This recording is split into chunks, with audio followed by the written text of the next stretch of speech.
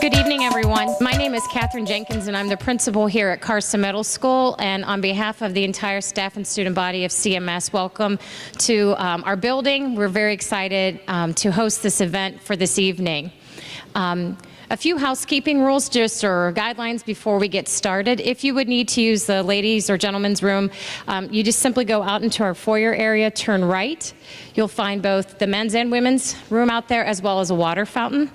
If you need a breath of fresh air, you can just walk directly back out, and because we'll prop the doors, then you can come right back in if you need to. Other than that, that's pretty much the layout for the building for this evening. But we want to say thank you because we know it's a busy time of the year. Your kids have a lot of homework, they're in practices, they're in different events.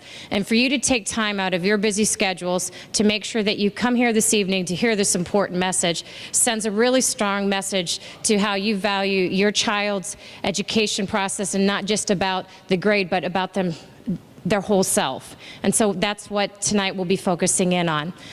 To give a further introduction tonight, I'd like to welcome Dr. Shear, the superintendent of North Allegheny School District. Please give him a round of applause and welcome him to CMS. Thank you, Mrs. Jenkins. We certainly do appreciate CMS opening their doors to the crew in the back, Dave Wotan, and the folks that are here. We do community connections throughout the year, usually in the fall and in the spring, and we try to bring timely sort of issues to the forefront with our communities, and particularly with our parents.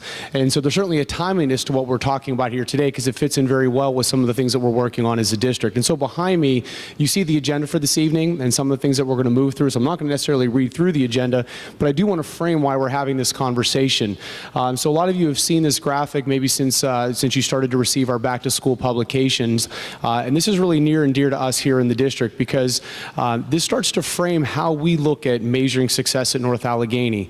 It is not just about test scores, it's not about rankings, it's about children, it's about students, and it's about these things that go beyond some of those traditional metrics.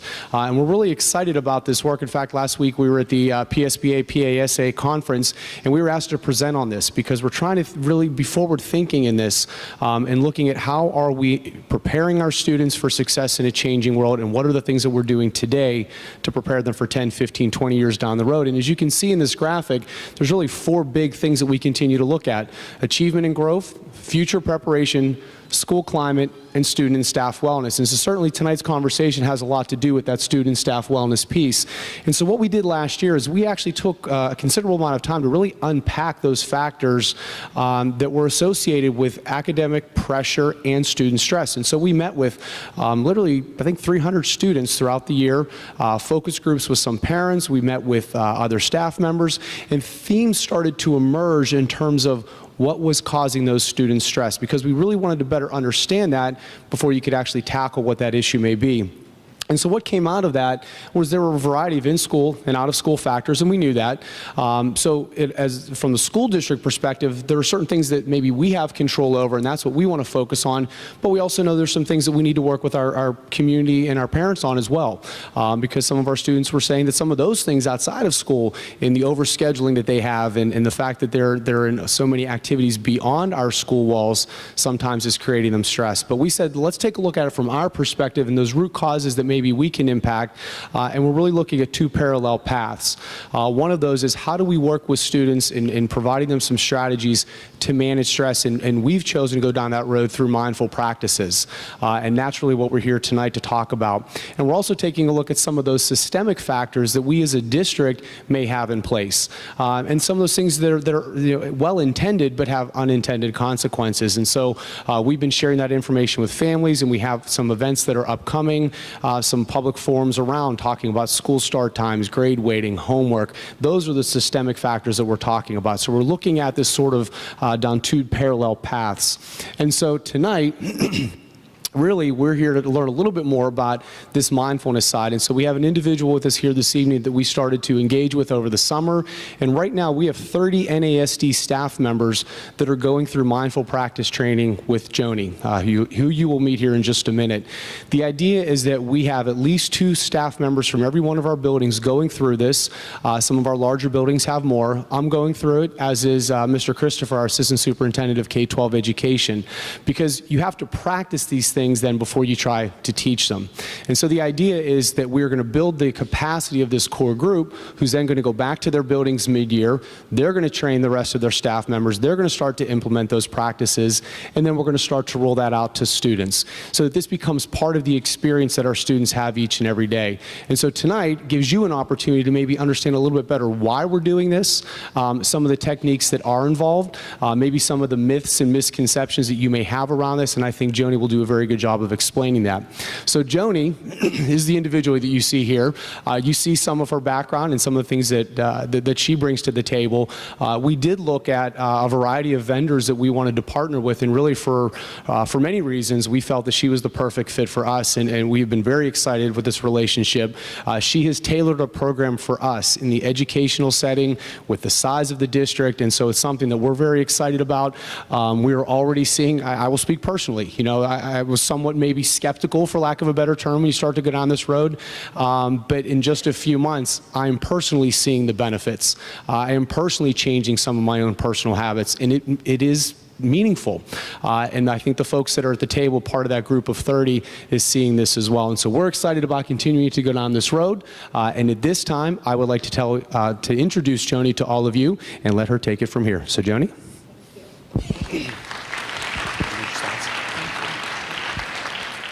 In the case of our caveman ancestors, after a stressful event, that stress reaction, we would go back to normal. We would go back into, I'm going to talk a little bit about the nervous system in a moment. We would go back into the parasympathetic nervous system. This is a part of our nervous system that makes us feel calm and relaxed. This is where we should be functioning from.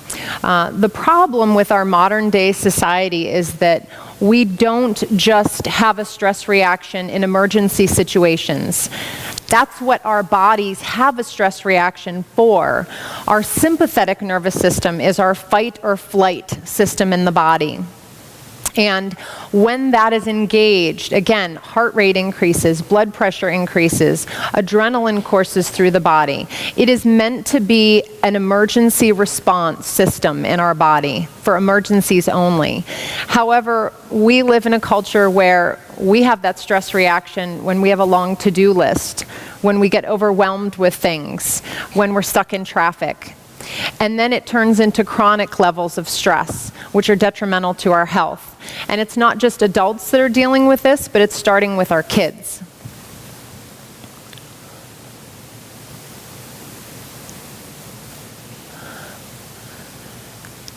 There it goes.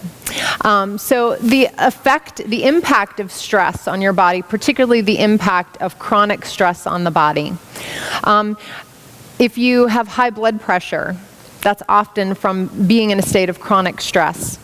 If you're in a state of chronic stress, that adrenaline that's coursing through your body can eventually throw levels of cortisol off in the body. Cortisol is a stress hormone that when it's out of balance in the body, when you have an excess of cortisol, it starts to damage systems of the body. Particularly if your brain, if cortisol gets into the brain and your brain is being bathed in cortisol, you're going to short circuit your memory centers of the brain, and your executive functioning, your frontal lobe, is not going to function as well. So this is really important information for you all as adults, but it's also really important information for our kids.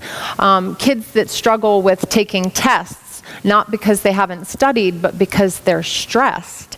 The reason they can't recall information, excuse me, is because of stress. If cortisol is in the brain, it short circuits those memory centers you're not capable of remembering. So if any of you have trouble, if you leave your keys somewhere, can't remember where you put your phone, it might not be age-related memory loss or anything like that, But if you're under stress, I see some head nods, yeah.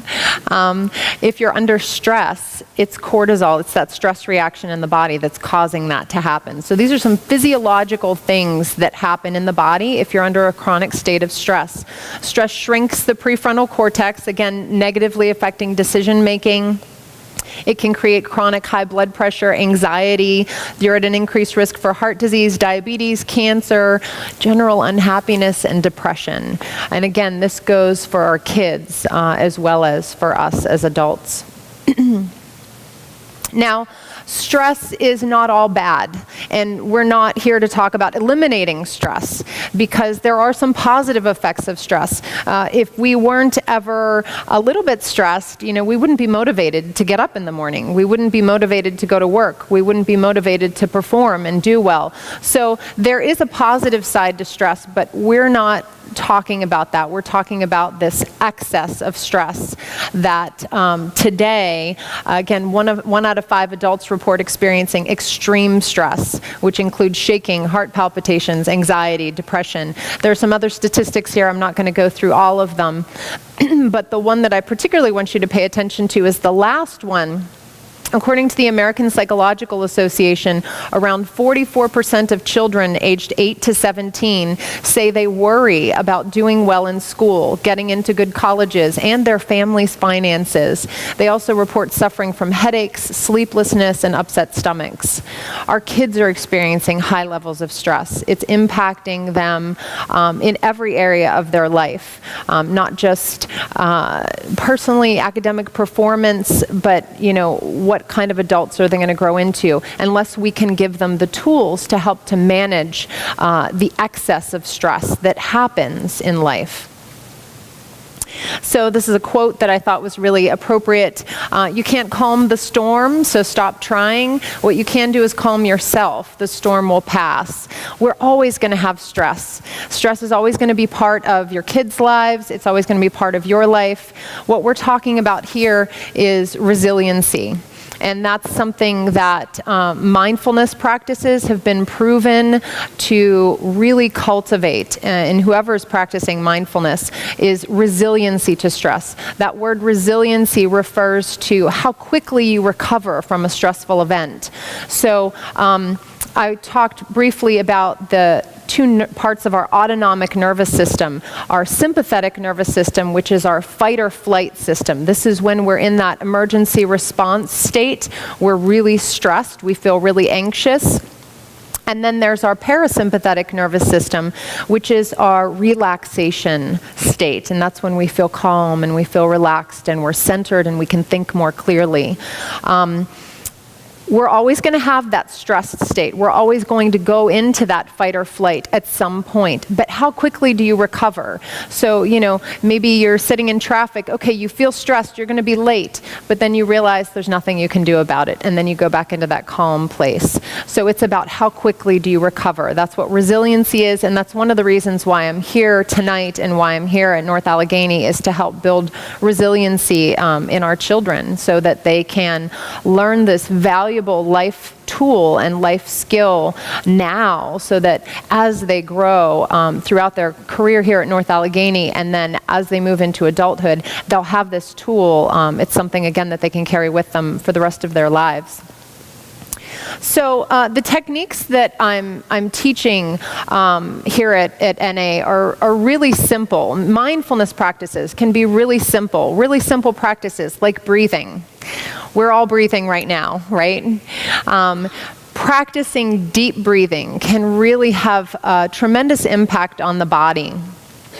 When you practice deep breathing, this is one of the quickest fixes that you have for lowering stress levels. It's one of the quickest ways that you can shift if you're in a state of stress, if you're feeling anxious, if you're feeling nervous, if you're feeling worried.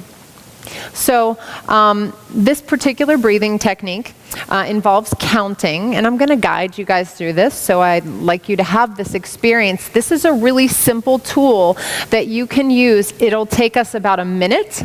It'll take you a minute to practice it. And this is something that you can take away tonight, and you can practice anytime you're feeling stressed, overwhelmed. If you have trouble sleeping, anybody ever have trouble falling asleep? Or if you wake up, you can't go back to sleep, this is a really great practice to help relax you, relax the mind, relax the emotions, relax the body. Again, lower that stress level so that you can fall asleep. So let's practice this. We're going to inhale to a count of 4. And we're going to exhale to a count of 8. Now, these are really deep breaths. We're taking really deep breaths here, so I want you to feel like you're really expanding your rib cage when you inhale. And also, because you're sitting in chairs, I want you to really relax back into the chair. And I want you to feel like you relax your belly when you breathe. That's going to help you breathe diaphragmatically. The diaphragm is the major muscle of breathing. It's this dome-shaped muscle that sits underneath the rib cage here. And it acts like a suction. It's the whole reason that we take an inhale. The diaphragm flattens out and presses down, and that draws air into the lungs. And then the diaphragm pushes up, and that pushes air out. So when we inhale, the diaphragm goes down. When we exhale, the diaphragm lifts up. And so I said to relax the belly when you breathe, because if you relax the belly, what's going to happen is you're going to feel your belly expand when you inhale. Because when that diaphragm moves down, it's actually pushing your abdominal organs just a little bit out of the way. And then when it lifts back up, the belly will go back into place. So I want you to relax your belly, see if you can feel that when you're taking deep breaths. And again, in your head, you're going to inhale to a count of 4, fill the lungs, and you're going to exhale slowly to a count of 8. I'm going to lead the first breath that you take, and then I want you to do it on your own. So to prepare for this, I invite you to sit with both feet flat on the floor and rest both palms down on your legs. And you can either close your eyes, or if that doesn't feel comfortable to you, you could just gaze downward. Gaze downward at the seat in front of you or down at the floor. And to begin, I want you to take a really complete exhale. So empty your lungs, all the air out of your lungs. And then take a really full inhale. We're not counting yet. Really deep inhale. Expand your rib cage. Let your belly relax. And then exhale completely again. Inhaling through your nose. You can exhale through your nose or exhale through your mouth. It's up to you. So let's all exhale again. Empty your lungs. And now inhale. 2, 3, 4. Exhale. 2, 3, 4, 5, 6, 7, 8. Try to do that again on your own, counting in your head, inhaling to a count of 4, really quick, deep breath on the inhale, really slow, long, controlled breath on the exhale.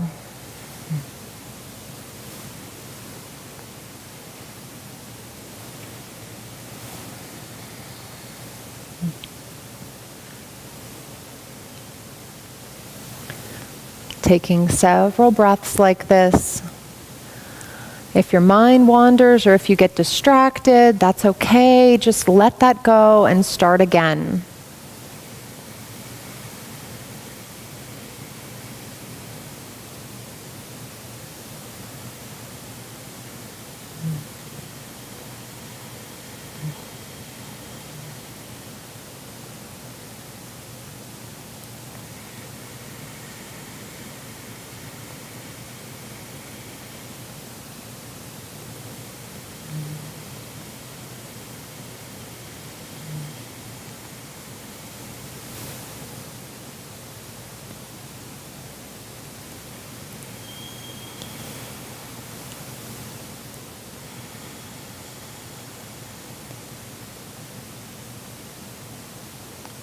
And after your next exhale, you can go ahead and release the deep breathing and look up or open your eyes.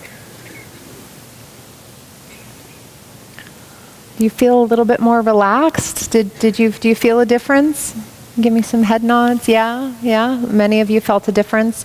So it's a really simple thing. You don't have to take an hour out of your day to do that. You can take 2 minutes. 2 minutes. If you practice that in the morning and at night, a couple minutes in the morning, couple minutes at night, it's going to impact your whole day. You're going to feel a little bit calmer. Again, changing the breath is the quickest way that you can calm and soothe your nervous system. You can teach kids this. Even elementary school kids can do this. If elementary school kids, depending on the age, if they're really young, you might be able to get them to lay on their back and just focus on belly breathing, feeling their belly rise when they inhale, feeling their belly fall when they exhale. And if they can't feel it, you might actually put like a stuffed animal or something on their belly and they can kind of watch it rise and fall as they breathe. So this is something that we can do at all ages, and it's going to impact our nervous system the same. It's going to be really calming, really soothing. The breath, if you don't do anything else that I say this evening, or don't buy into anything else, I want you to walk away with this one technique, because it is, in my opinion, one of the most powerful things that you can do. And it's something that you can do anywhere. You can do this, again, at home. You can do this lying down in bed. You can do this driving your car. Definitely, I recommend doing this if you're stuck in traffic. It's a good time to practice. Or any other time that you're feeling stressed. So another way that you can practice mindfulness, or do mindfulness practices with the intent of reducing stress, have to do with changing patterned ways of thinking. So it's easiest for most of us to think negatively. You might not think negatively all the time. You might be actually a really positive person, but oftentimes it's easy for us to beat ourselves up on the inside. We do a lot of self-criticism. Our kids do this too. They, I am not quite sure what that is, that most of us have that negative self-talk.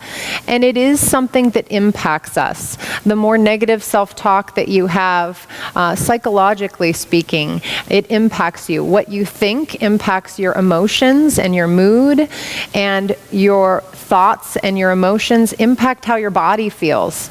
If you feel tense or tight, or you can't sleep at night. If you can't sleep at night, what is it mostly due to? It's our thoughts, right? You can't shut off your mind. You're thinking. The mind is just going and going and going. So there's a really simple practice just to plant a positive thought in your mind. Something really simple, like these phrases I have up here.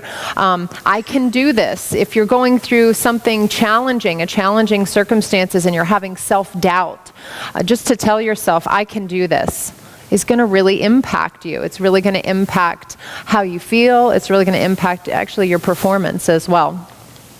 I am calm, strong, and smart. Everything will be okay. Or the phrase happy, healthy, peaceful. You could come up with your own phrase. It could be anything, as long as it's positive in nature. It's going to impact how you feel. So again, this is another simple tool, a simple practice. As we go along here, I'll also include a lot of research as to why. So I talked a little bit about the breath and how the breath impacts, calms, and soothes the nervous system. Changing your thoughts and having a positive thought in your head that you repeat to yourself as a practice really engages the concept, this concept called neuroplasticity. And neuroplasticity is the ability of our brains to change and adapt. So however your brain is right now, it can change. You can make new neural connections. You can grow thicker gray matter. You can improve your memory, all from doing mental exercises, which is a huge part of what mindfulness is. These are mental exercises. So if we do this purposefully, if we change our thoughts, we can form new neural pathways and make new neural connections that have an impact on our nervous system, our bodies, our minds, and our emotions. So again, this is a really simple technique. Think about what you might want to use as a positive phrase that you would repeat. And then this is something as well that you could do. You could sit for just a minute, like 60 seconds, close your eyes, and in your head, you're just going to say this positive phrase to yourself. You could do it in the car, again, if you're driving to work, and especially if you encounter traffic or you feel frustration arising. This is something that your kids can do, especially if they're nervous test takers. Last year, I did a presentation at Ingomar Middle School for my son's, he was in 8th grade last year at Ingomar Middle, and I went to Career Day, and I offered the kids there a few of these skills, the deep breathing technique that I just led you through, and I also had them, offered them a positive phrase, particularly around test taking. And the phrase that I gave the kids was, "All the answers are within me." All the answers are within me. And it really went over really well with the kids. And my two boys who are at Ingomar Middle both told me that the teachers were actually really encouraging them to say that phrase to themselves before they sat down and did the standardized testing, which I think causes a lot of anxiety in the kids sometimes. So again, just a simple phrase like "all the answers are within me" can really create a feeling of confidence instead of a feeling of fear. Again, a simple technique, but it really can have a big impact. So mindfulness practices in general, whether it's deep breathing, changing your thoughts, we're still going to do another mindfulness practice. There's so much research around the benefits of mindfulness, and there's a growing body of research. So I'm going to go over some of it, and there's a list up here, and I think the list is even growing. But I like to particularly look at the impact of mindfulness practices on the brain. So things that have been shown in research for people who practice mindfulness for just between 4 to 6 months for 10 minutes a day. So you do mindfulness practices 10 minutes a day for 4 to 6 months. The following changes will happen in your brain. You would literally be able to see this if they could do a brain scan on you now, and then you practiced for a few months, and then they do a brain scan on you again. You would have thicker gray matter in your prefrontal cortex. This is the part of the brain that deals with executive functioning, decision making, and impulse control. We all could use that. Our kids could too, right? Decision making and impulse control. So thicker gray matter and greater neural connections in that frontal lobe part of the brain. There's actually thicker gray matter and more neural connections in the hippocampus, which is one of the areas of the brain that deals with learning and forming new memories and recalling memories. So thicker gray matter, greater neural connections in this area of the brain, so important for all of us, especially as we age, but so important for our kids when we're talking about test taking and academic performance and learning and retaining information. So again, a really important area of the brain. And the most fascinating area of the brain that's impacted, for me, I think it's fascinating, is there's an area of the brain called the amygdala. And the amygdala is this really primitive part of the brain that has to do with a stress reaction. I often refer to the amygdala as the freak-out center of the brain. Well, in long-term practitioners of mindfulness, the amygdala shrinks. An actual physical structure in our brain shrinks. Now, this is good because what that means is it's not getting used as much, meaning we're not getting triggered as much by stress, and meaning that the messages that come through our brain are bypassing this primal freak-out center and going directly to our executive functioning so that we can use more reason and logic to move through stressful circumstances and less reactivity. So it's, again, better decision making, greater impulse control. So that's really powerful research. Again, they've done brain scans. These are physical changes in the brain, so there's no denying the benefits of mindfulness practices. There's also a lot of research that shows if you practice mindfulness, if you have high blood pressure, you can lower your blood pressure with mindfulness practices and deep breathing practices. So lower heart rate, lower blood pressure, lower levels of cortisol in the body, And generally, people who practice mindfulness end up feeling happier and more resilient to stress. But still, what is mindfulness? You might not quite still have an understanding of what that word is. I feel like mindfulness has become such a buzzword. You know, you hear it. I feel like it's on the front cover of major publications these days. But what is mindfulness? Mindfulness is really about paying attention. It's really paying attention to the present moment. Now, our bodies are here right now, but our minds might not all be here right now in this moment. You know, your mind might be off thinking about what you have to do when you go home, or, you know, let's see, what day is today? Tuesday. We might not be thinking about the weekend just yet, but maybe you are thinking about the weekend or the work that you have to do the rest of the week to get there. But your thoughts are taking you elsewhere. So when our thoughts are taking us elsewhere, but we're physically present here, we're not being mindful, we're not in the moment. So mindfulness is really about bringing your attention back again and again. Attention building is another huge benefit of mindfulness practices, and it's another reason why I'm here and why I feel like mindfulness practices are so valuable for our children to learn.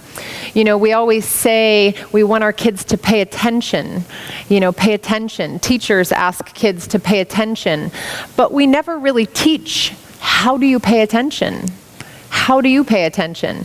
Mindfulness practices is attention training. It's building attention skills. So it's resiliency training for resiliency to stress, but it's also building attention skills, which is so important so that our kids can pay attention and learn everything that they can while they're here in school.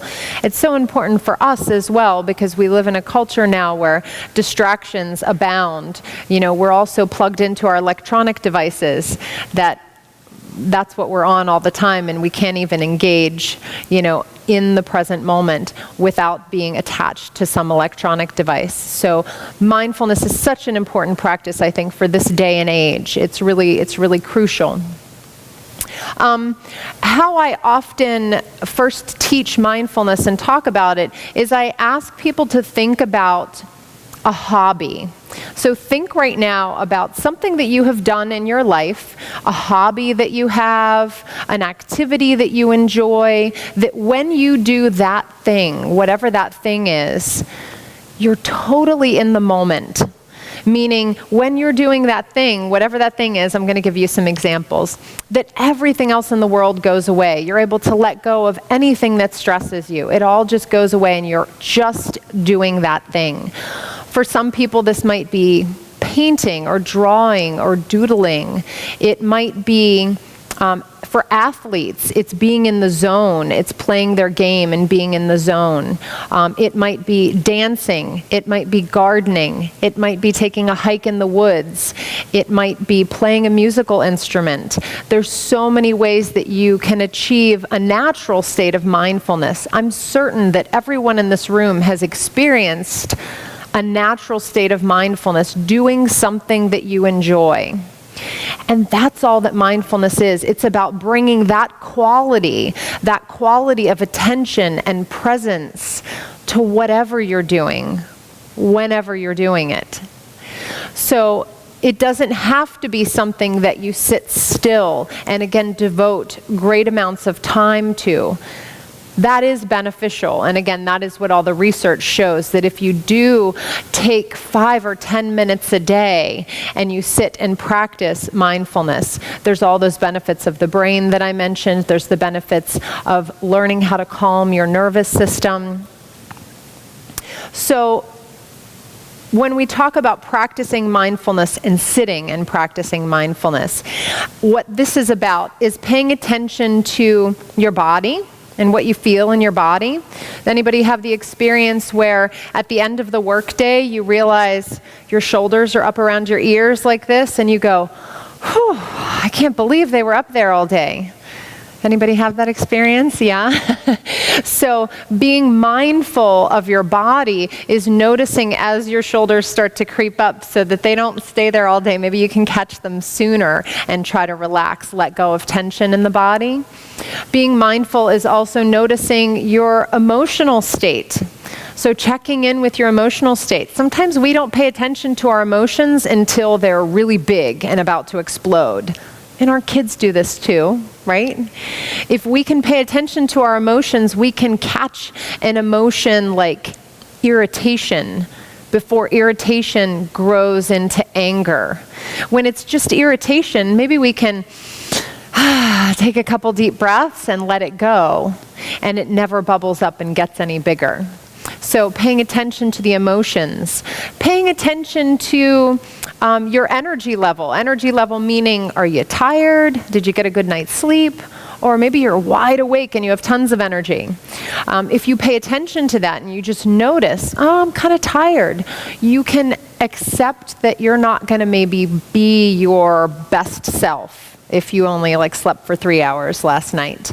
And so that's an important thing to pay attention to.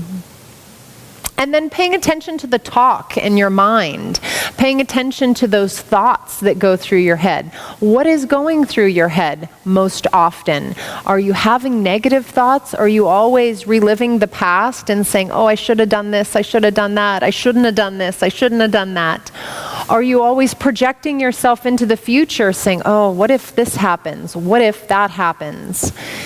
Are you constantly just running your to-do list through your mind and you're just hooked into that, feeling overwhelmed because you're just constantly thinking of that? All that is normal. There's nothing wrong with you if you experience one of those things I just said. But what the practice of mindfulness does is it helps to bring you back to the present moment, and it helps to lower those stress levels. It's not going to take away your stress. I wish I could say that mindfulness practices are going to knock a few things off your to-do list. It's not. But it is going to calm you and settle you so that you actually feel like you have more capacity and ability to tackle your to-do list with more clarity and with a calmer mindset. So it's really valuable. Mindfulness is not about making you so relaxed that you're sleepy and complacent. It's actually about making you relaxed so that you can actually have more mental capacity to do the things that you need to do and to do the things that you want to do. You're freeing up space in your mind by letting go of all those things that you don't have control over in this moment. You can let go of those things and really focus on what needs to be done in the moment. So, I'm going to lead you through a really simple mindfulness practice so you can have a taste of what that's like. And then I'll tell you how you can take just a piece or two of this and practice it on your own, or work with your kids to practice this, particularly when they're feeling stressed or anxious, or if anyone is having trouble sleeping. These are really great techniques for that too. So I'm going to invite you to come back into that position I had you in before, both feet flat on the floor, hands resting palms down on your legs. Relax back into your chair and either close your eyes, or if you don't feel comfortable closing your eyes, just gaze downward, gaze maybe at the chair in front of you or the floor. And as soon as you do that, bring your attention into your body and notice how your physical body is feeling this evening. So just notice if there's tension, if there's tightness or soreness. Are there any particular areas of the body where you feel a strong sensation? And can you soften around the edges? Maybe you'll find you can relax your shoulders a little more.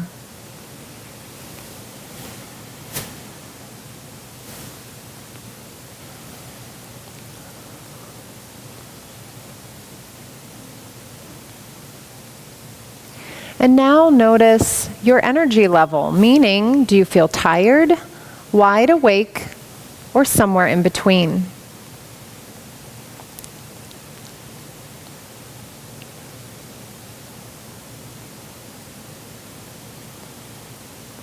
Notice your mood and your emotions.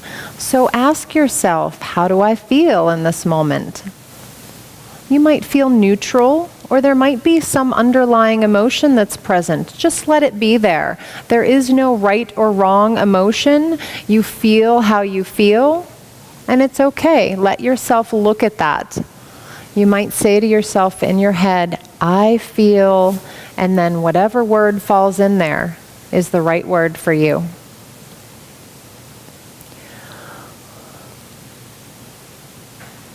If you have any particular strong emotions, notice if they're connected to any physical sensations in your body.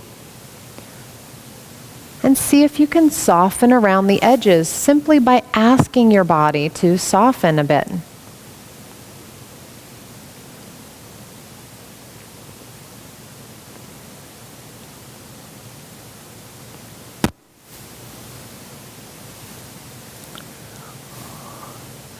Now notice the story. Notice the story in your mind. We're always playing a story, narrating our experience, whatever it is. Notice that story that's going on. Or notice if your thoughts are taking you elsewhere. Maybe your thoughts are taking you into review your day, something that's already happened. Maybe your thoughts project you into the future, or maybe you go to your to-do list. Just notice where your thoughts take you for a moment.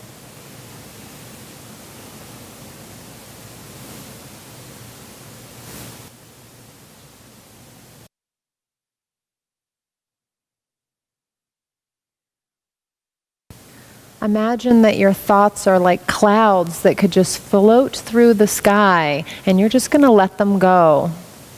Or you might imagine that you could turn the volume down on your thoughts. I want you to redirect your attention, bring your focus and your attention back into the body and feel the contact between your feet and the floor. All of your awareness, all of your attention to feel the contact between your feet and the floor.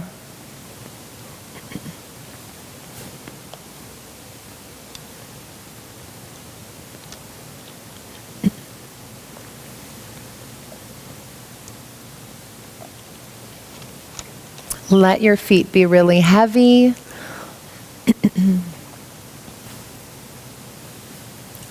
Imagine as if you could just cement your feet down into this spot, or you could grow roots down from that contact between the feet and the floor.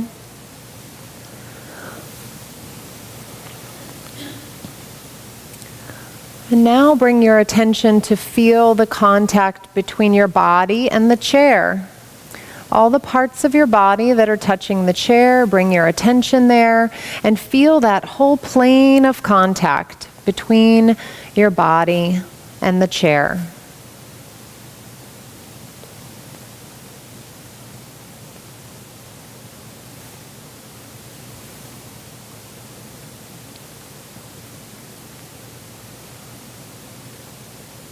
Now bring your attention to feel the contact between your hands and your legs. Let your hands rest heavy on the legs.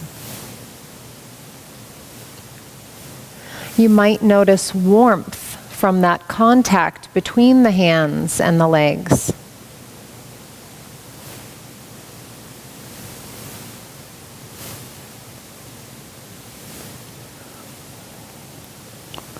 You might be paying attention to your hands on the legs, but notice what else is going on. If there's dialogue in the mind, notice if you're feeling sleepy. It's okay if you are, just notice and then try to just keep yourself alert enough to pay attention to the contact between your hands and your legs.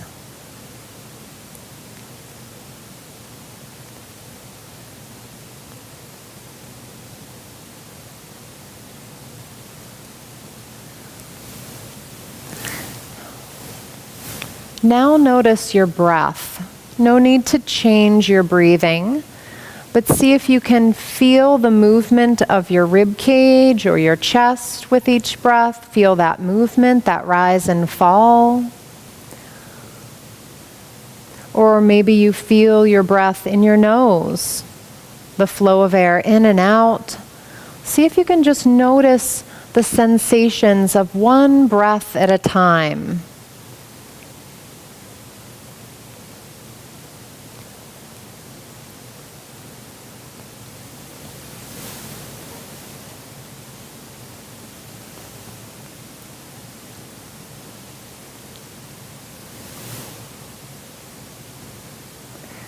Now bring your attention back to feel the contact between your hands and your legs. The contact between your body and the chair.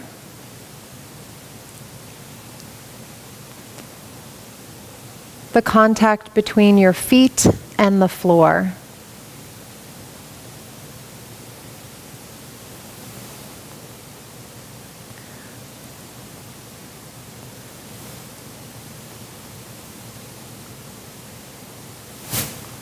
And then when you feel ready, you feel free to open your eyes or look up.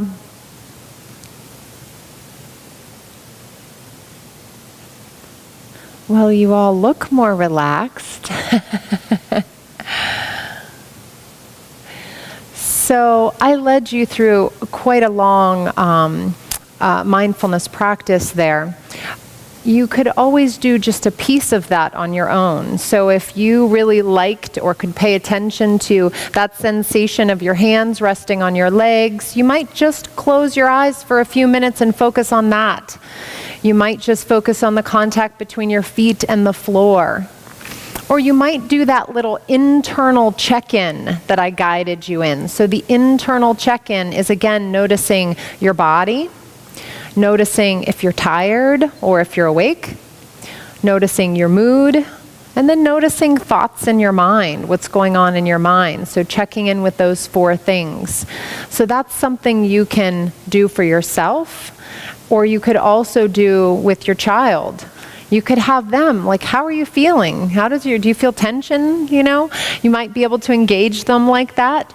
Or if they're having trouble falling asleep, you might be able to guide them to just feel the contact between their body and the bed, or if they're sitting, let them be really heavy, feet on the floor, body in the chair, encourage them to relax.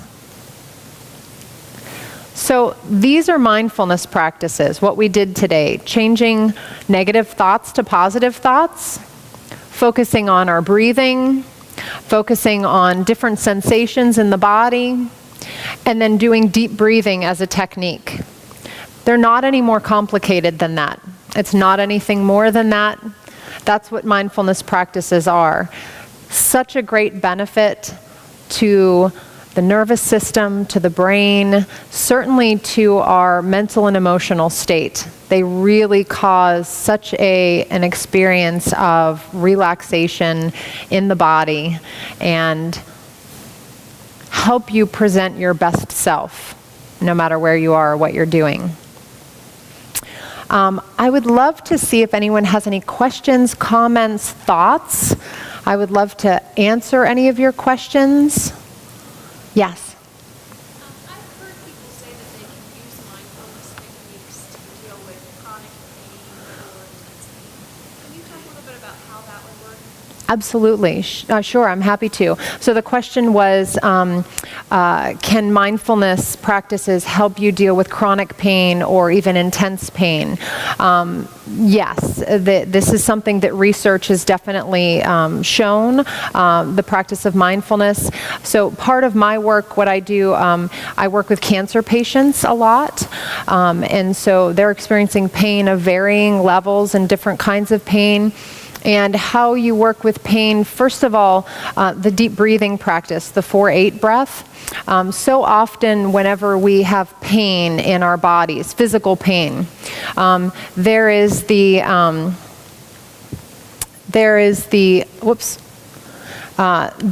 physiological sensation that's present, the pain, the physical pain.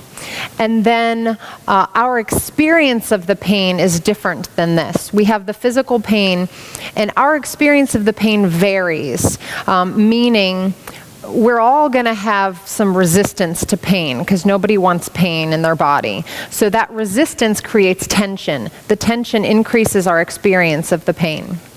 And then we might have fear around pain because maybe we have experience with pain in the past, or we're telling ourselves, what if this never goes away, especially chronic pain. There's that fear. The fear increases our experience of the pain. And there might be other factors that increase tension in the body, or memories and how we process things. And so then our experience of the pain grows to this big thing, even if the physiological pain is much smaller than that. So what mindfulness practices can do, that deep breathing technique would be the first thing that I would start with, the inhale to 4, exhale to 8, because of the impact that that has on the nervous system, to calm the nervous system. So that might lessen someone's experience of pain. But actually mindfulness practices, there are very specific mindfulness practices around managing pain, and it might seem contraindicated, but you actually focus on the pain itself. So you know how I was having you focus on your hands resting on your legs, your feet on the floor. If you're experiencing chronic pain in a certain area of the body, you actually focus on the pain itself and try to soften around the edges. It's a real mind exercise. But a lot of people have success with it. I would recommend working with a teacher or going to some classes to really cultivate and grow this as a skill. But it definitely can help manage pain. And I kind of want to share a story. I know my 15-year-old son is not going to be happy about me sharing this story, but I was hiking with my 2 boys. It's been almost 2 years ago now, a year and a half ago, and my older son slipped and fell and broke his arm. And here we are in the middle of the woods, and I've been trying to teach my kids these things since they were, wee little, not knowing if anything stuck, because I'm their mother, and who knows if they listen to me. But there's my son in the woods with his arm broken. I knew he was in a lot of pain, and other hikers came to help, and someone was helping to wrap his arm, and we're figuring out how to get back to the car. And I look at my son, and he's sitting on this rock, and he's sitting there, and I knew he was in pain, and he's going, and I could tell he was taking long, slow, deep breaths. And it was such a weird experience for me as a mother. I'm worried about him, but I'm also like, he listened to me. I asked him later, I waited till he got the cast on before I said, Joey, were you practicing deep breathing in the woods, to manage the pain? He's like, yes, mother, it helped. Okay, are you happy? I'm like, yes, I'm so happy.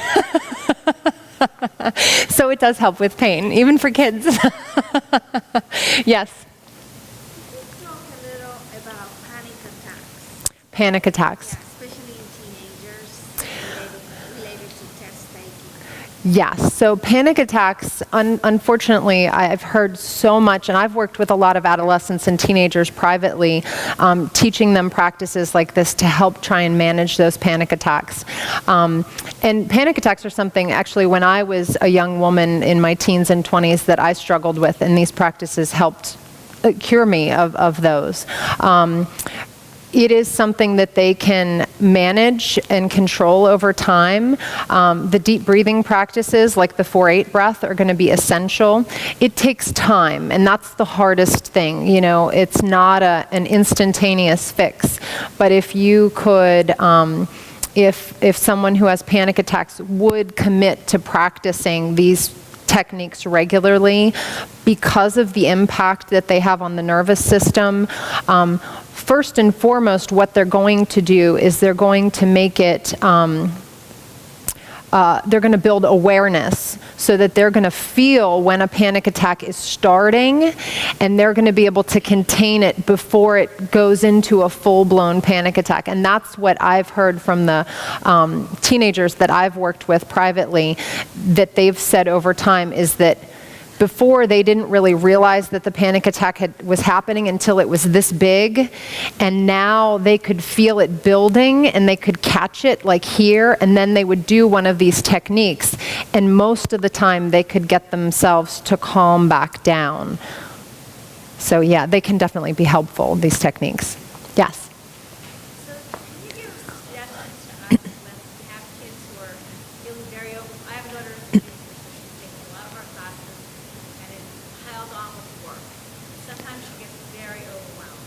Now, I think some of these techniques would be great, but I think if I said to her, you need to stop and do this, she'd be like, I don't have time for this. Why are you bothering me? So what would you suggest to teach them and to kind of help them manage the stress that they're going through? So the question is, in case everyone couldn't hear, if your child is really struggling with anxiety and feeling overwhelmed, how do you get them to do this? Because they don't want to be bothered with things like this. And so the number one thing that I would suggest, and this is why I'm so happy that you all as parents are here, is if you model these techniques, your kids will be more likely to take the time to do it and pick it up. Because you're right, it's hard to ask a teenager, oh, I see that you're all overwhelmed. Like, here, come sit, do this breathing technique with me. Like, as a parent, your kid is gonna be like, no, I don't have time for that, and you're crazy, I'm not gonna listen to you.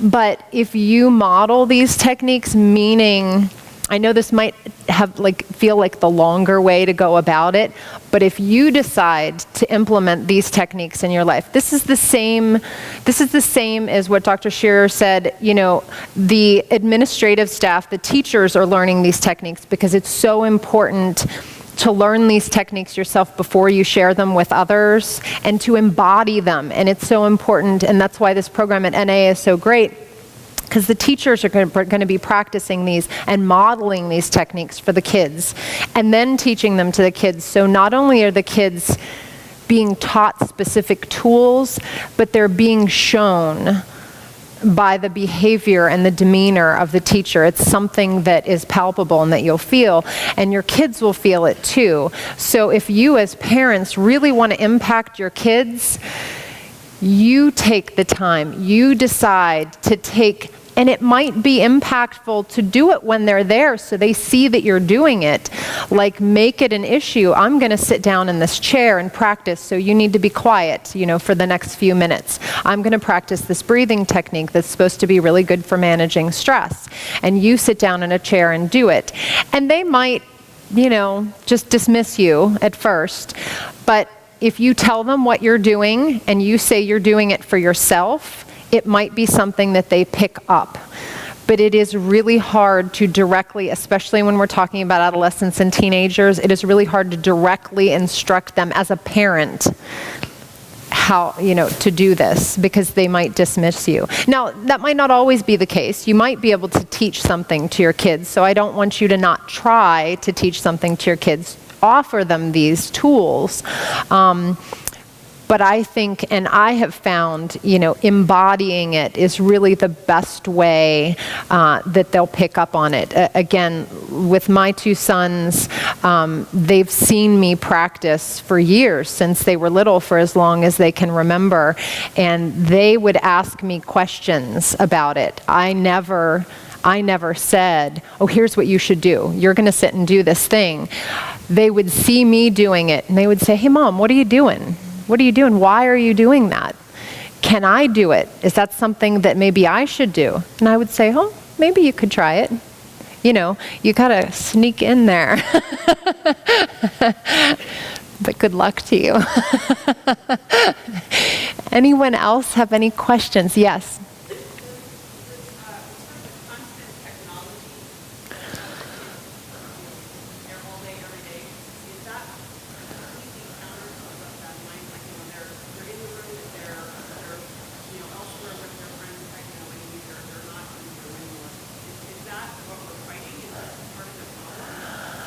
Well, this is just going to be my personal opinion. My personal opinion, yeah, I try to limit my kids' time on electronic devices, because I feel like when they get into that electronic world, it's not reality. It's not practicing mindfulness. And I know it's a thing these days to see groups of teenagers all standing next to each other, and they're all not engaged with each other, but, they're on their devices, whatever they're doing. So, I mean, my opinion is, yeah, that's a big issue. I really want to teach these techniques so that kids and parents and adults and everyone is doing them on their own, that you don't need a device to do these. But if it's a way to get your kids to do it, there are lots of great apps out there that have mindfulness and breathing practices. One is called Insight Timer. One is called Headspace. Those are two that I would recommend. The Insight Timer just has a timer, but there's also guided practices there. And then Headspace has really brief little guided practices that are helpful. So if that's a way to get your teenager maybe to try this, I would say that's worth a shot. But I also think that unplugged time is so important and so valuable. And I know I always try and get my boys outside or in nature on hikes and things like that, and practice mindfulness in those settings so that we're unplugged and away from all of that whenever it's possible. Somebody else had their hand up back there? Yes. Feedback on a previous question, what about the student who's willing to try the techniques, but who has already decided they'll never work? So I love talking to people who are skeptical about these practices, because there's just so much research. Honestly, Google mindfulness research and present your teenager with the research. Show them, tell them about their brain and what stress does to their brain, and this is what's happening to their brain when they're under stress, and this is what this practice, what research, a growing body of research is showing can make changes to your brain. So give them the research. I know that's something I do for my sons. I send them articles all the time. I text them articles. I'm like, look at this.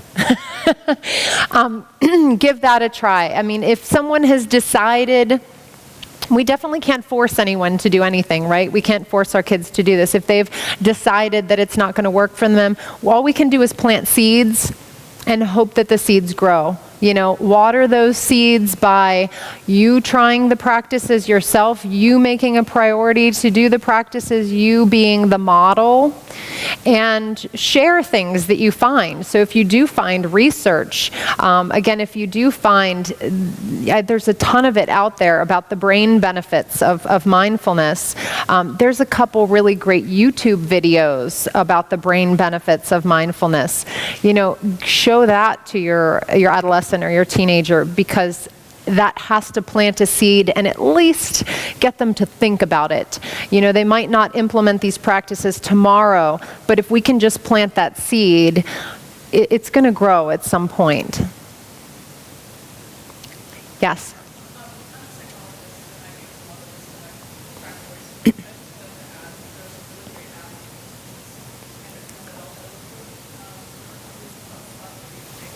It's called Stop, Breathe, Think. Yes, and it incorporates a check-in about and then it exercise. Wonderful. Thank you for that resource. Stop, Breathe, Think. Great. Yes? My kind of nightmares that my sleepwalking. Is there anything different?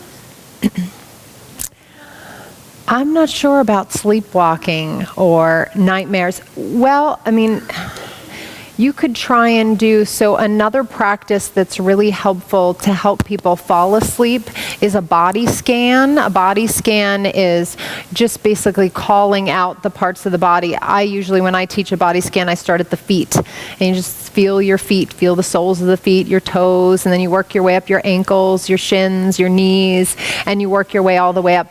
If you guided him in that, maybe to help him fall asleep, maybe that could help him relax enough, maybe that he won't have nightmares. The sleepwalking thing, though, my son did that for a number of years. He doesn't do it anymore, though he outgrew it.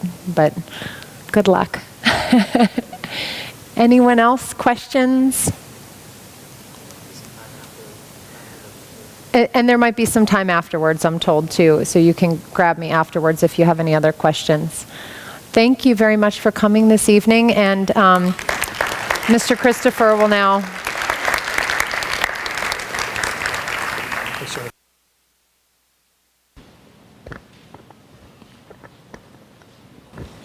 Should be on. Thank you. So, just real quick, I'm David Christopher. I'm the Assistant Superintendent for K-12 Education. And as Dr. Scheer said, he and I have been practicing these things since about August, practicing these techniques. And I gotta be honest with you, I was pretty skeptical to start. When we started digging into these last year and really thinking about what we could do here in the district, we were sitting in a room kind of talking to each other going, do you think we can make this fly? Do you think there's a chance that people would be interested in us doing these things with kids? And as we started digging into the research, as Joni said, it's pretty overwhelming.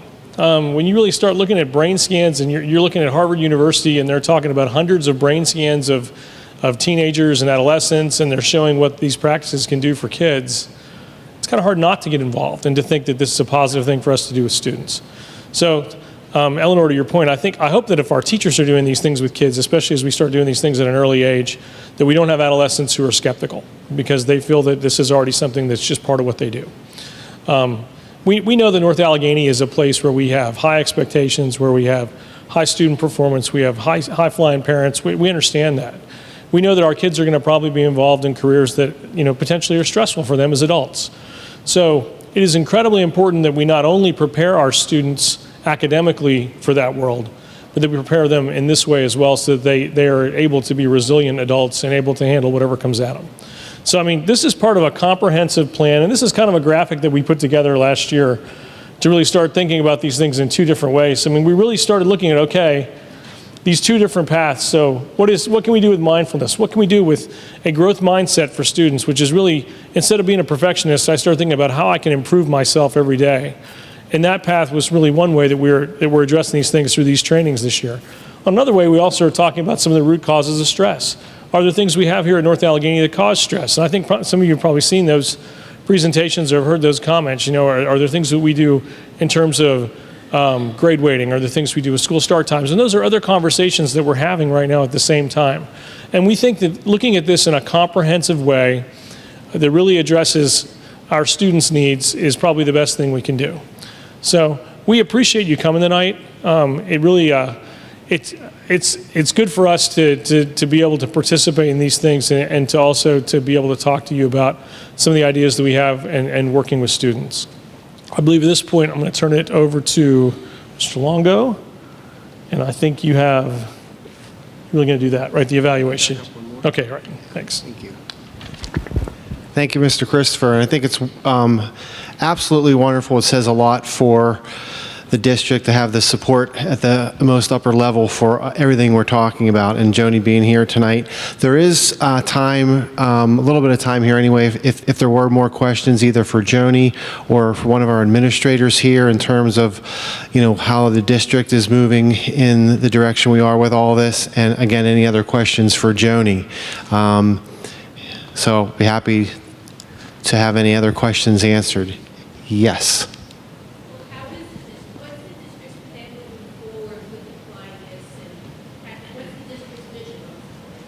District's vision. I'm going to have Mr. Christopher address that.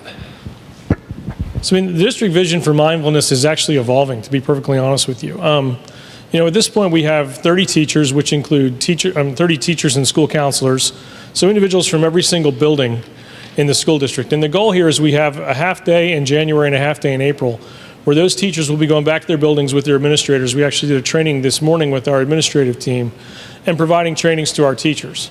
The long-term goal would be for teachers to be implementing some of these practices in classrooms with students.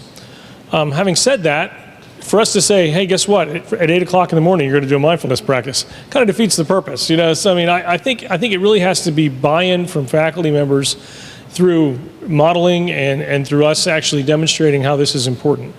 I don't think that forcing people to try and do these things is going to be beneficial to kids, to be perfectly honest with you. But I think if you do them, if you practice them, you know, like I said, I was skeptical. I'm not skeptical anymore. I'm very comfortable talking about this at this point. So I mean, that's really the district vision. And like I said, it is evolving, but we have a great core team of people. We had an overwhelming number of people. I can't remember. We had 85 teachers and school counselors try and sign up. We only had 30 spots.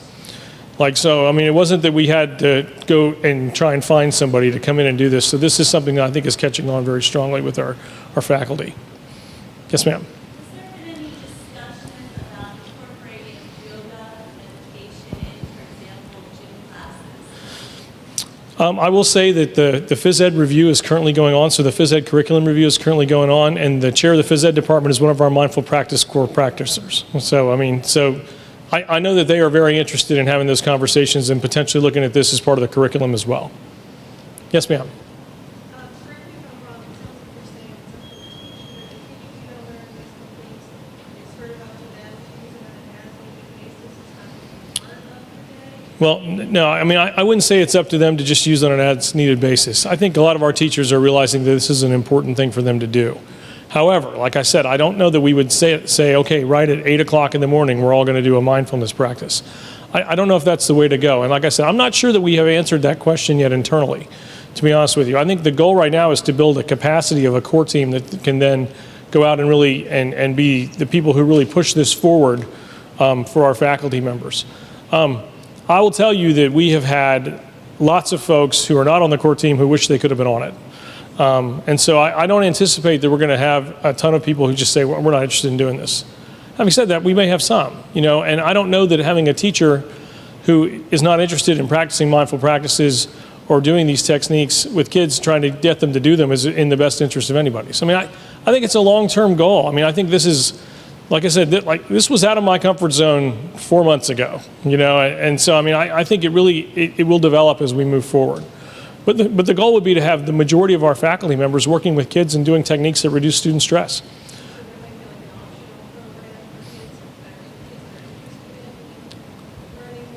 Oh, no, absolutely. No, absolutely there will be those kinds of things. Yes, that's not what I'm saying. But I'm thinking more like at the elementary level, like every morning, or do we have a homeroom, or do we?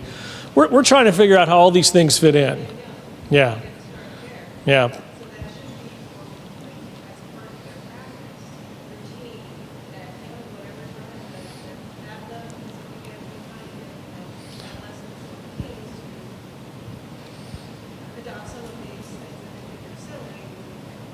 No, I agree. I mean, and then we definitely are working on those things at this point. Yes, ma'am. Will you be doing some sort of program like this in the schools where kids get an opportunity to kind of try some of the practices? Yes. Yeah. Probably happening Yeah. That. here and next. Well, we have our final training in April. So, I mean, the goal would be to be rolling these things out to classroom at the very end of the school year, but then really in the fall to be doing more of that. But when we sat down, I mean, we had this aggressive timeline when we met with Joni. You know, Bob and I like to have everything done yesterday. So it's like, we're going to do this. We're going to train everybody. All the kids are going to be doing it. And she's like, you guys need to take a deep breath. I think she actually made us do some breathing techniques.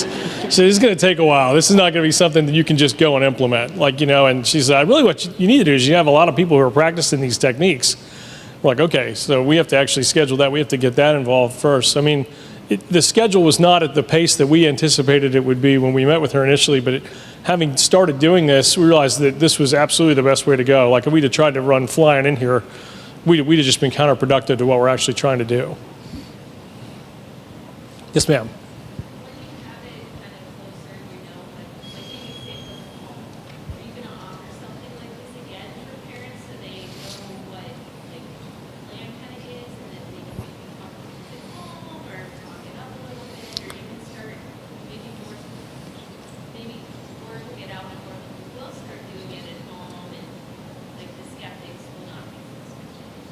Yes. I mean, this is going to be, I mean, the measuring success graphic, I can let Dr. Shear talk about that a little bit too. We're really trying to message clearly like what we're trying to do, you know, and like that these things are all interconnected, that they're important to us, that we really are looking at the whole child. We're not just looking at this academic success. And so all of the messaging from the school district is going to be consistently focused on these types of things, and there will be continued activities and programs for parents, for students. You know, I think one thing that I've learned coming to North Allegheny is like this is a big ship.